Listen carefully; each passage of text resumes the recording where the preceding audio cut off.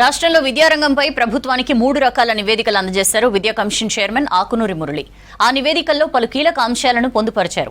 ఒకే పరిధిలో నర్సరీ నుంచి ఇంటర్ వరకు విద్యా సంస్థల నిర్మాణం అవసరమన్నారు ఆకునూరి మురళి. ఇక యూనివర్సిటీలో గత 10 ఏళ్లు విధ్వంసం జరిగిందన్నారు. త్వరలోనే విద్యారంగంలో అనేక మార్పులుంటాయంటున్న ఆకునూరి మురళితో Vijay Sharma face to face. పాఠశాల విద్య నుండి యూనివర్సిటీ విద్య వరకు విద్యారంగంలో తీసుకోవాల్సిన మార్పులపైన రాష్ట్ర ప్రభుత్వానికి విద్యా కమిషన్ అనేక రకాలైనటువంటి సిఫారసులు చేసింది. అసలు వచ్చే అకాడమిక్ ఇయర్కు సంబంధించి విద్యా కమిషన్ ఎటువంటి సిఫారసులు చేసింది, ప్రభుత్వానికి విద్యారంగంలో జరుగుతున్న తీరు కానీ విద్యారంగంలో తీసుకోవాల్సిన మార్పులపైన విద్యా కమిషన్ ప్రభుత్వానికి ఏ నివేదిక ఇచ్చింది, ప్రస్తుతం ఈ విషయాలని మనతో మాట్లాడేందుకు విద్యా commission chairman retired IAS Akunuri Murali sir ఉన్నారు. సార్ నమస్తే. ఫస్ట్ ఆఫ్ ఆల్, విద్యా కమిషన్ ఏర్పడిన నుంచి మీరు అనేక వర్సిటీలు తిరిగారు, అనేక పాఠశాలలు సందర్శించారు. సో ఈ అకాడమిక్ ఇయర్ అయిపోయింది, వచ్చే అకాడమిక్ ఇయర్ రానుంది. ప్రభుత్వానికి ఎటువంటి నివేదిక ఇచ్చారు, ఏ మార్పులు తీసుకుంటే బాగుంటుందని చెప్పారు? అంటే మేము ఒక 3-4 రిపోర్ట్స్ అయితే ఇచ్చామండి గవర్నమెంట్కి. ఏ నిర్ణయమైనా గవర్నమెంట్ తీసుకుంటుంది, విద్యా కమిషన్ తీసుకోదు. మేము స్టడీ చేసి రీసెర్చ్ చేసి కొంచెము లోతుగా అధ్యయనం చేసి ఆ సమస్యల్ని స్టడీ చేసిన తర్వాత రికమెండేషన్స్ ఇస్తాం కదా. సో మేము ఇంతవరకు ఒక 3 పెద్ద రిపోర్ట్స్ ఇచ్చాము. ఒకటేమో అసలు స్కూల్స్ ఎట్లా ఉండాలి, సో ప్రస్తుతం ఉన్నటువంటి స్కూళ్ళలో ఉన్న సమస్యలు ఏంటి, దానికి సంబంధించిన ఒక రిపోర్ట్ ఇచ్చాము. రెండోది, ఈ ప్రైవేట్ స్కూల్స్లో ఫీజులు ఎక్కువ ఉన్నవి. కొన్ని మంచి స్కూల్స్ వాళ్ళు పాపము రేషనల్గా సో కరెక్ట్గా ఫీజు పెడితే కొంతమంది గ్రీడీ యాజమాన్యాలు ఎక్కువ ఫీజులు, ఎక్కువ బస్ ఛార్జీలు, రకరకాల పేర్ల మీద ఫీజులు వసూలు చేయడాలు చేస్తున్నారు. సో అందుకనే గవర్నమెంట్ కూడా దాని మీద చట్టం చేస్తే బాగుంటుందనే ఉద్దేశంతో మాకు ఆ పని చెప్పడం జరిగింది. దాని మీద ఒక డ్రాఫ్ట్ బిల్ తయారు చేసాం, అదొకటి. మూడోదేమో ఈ మిడ్ డే మీల్స్ మీద చాలా సమస్యలు వచ్చినవి.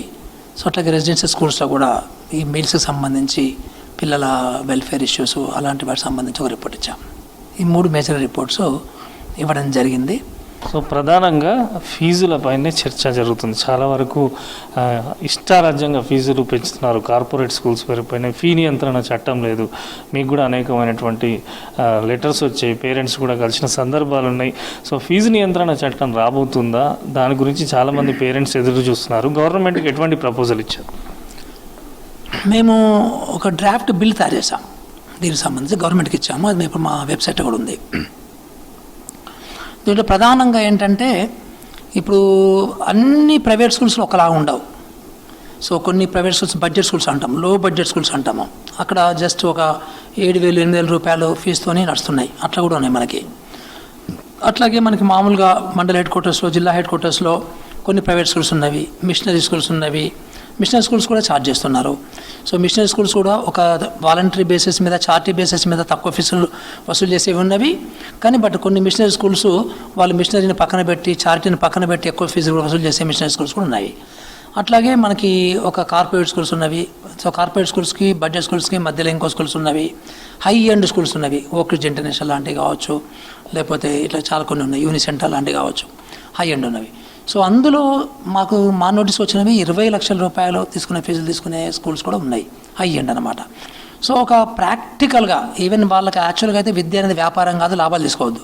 ఈవెన్ లాభాలను యాడ్ చేస్తే కూడా సో చక్కగా చేస్తే మనకి కొంత మేరకి ఇంత వసూలు చేస్తే బాగుంటుంది అనేది మేము అరైవ్ అయినాం. సో అట్లా గవర్నమెంట్కి ఒక రికమెండేషన్ ఇచ్చామంటే, ఇట్లా కేటగిరీస్ చేసుకొని వాటికి మ్యాక్సిమం బిల్ ఇంతకంటే, మ్యాక్సిమం పేమెంట్, ఫీజు పేమెంట్ ఇంతకంటే ఎక్కువ ఉండకూడదు అనేది పెడితే బాగుంటుందని రికమెండ్ చేస్తాము. దానికి మళ్ళీ అది ఊరికే ఒక జీవో ఇస్తే పనికిరాదు, కోర్టులు కొట్టుపడేస్తాయి. సో అందుకనే ఒక చట్టం చేసి, సో ఆ చట్ట ప్రకారము ఒక ఫీ రెగ్యులేషన్ కమిషన్ ఏర్పాటు చేసి, సో వాళ్ళకి కొన్ని పవర్స్ ఇచ్చి, ఈ ఫిక్స్ చేయడానికి అన్ని పవర్స్ ఇచ్చి, సో ఇచ్చిన తర్వాత నోటిఫై చేసుకొని, సో అట్లా ఫీజు ఫిక్స్ చేస్తే దానికంటే మ్యాక్సిమం ఎక్కువ చేయకూడదు అనేది ఒక రెగ్యులేషన్ చేయగలిగితే ఈ పేరెంట్స్ కొంత మేరకు బాగుంటుంది అనమాట. సో విద్యకు సంబంధించి సో చాలా విషయాల మీద కూడా చాలా డిస్కషన్స్ అవుతూ ఉన్నవి. సో కొన్ని డిసిషన్స్ తీసుకోవడం జరిగింది, ఇంకా చాలా డిసిషన్సే తీసుకోవాలి. యాక్చువల్గా చాలా విషయాల మీద తీసుకోవాలి. సో ఈ వచ్చే అకాడమిక్ ఇయర్లోనే పెద్దగా మార్పులు అయితే ఉంటామని అనుకోవటం లేదు.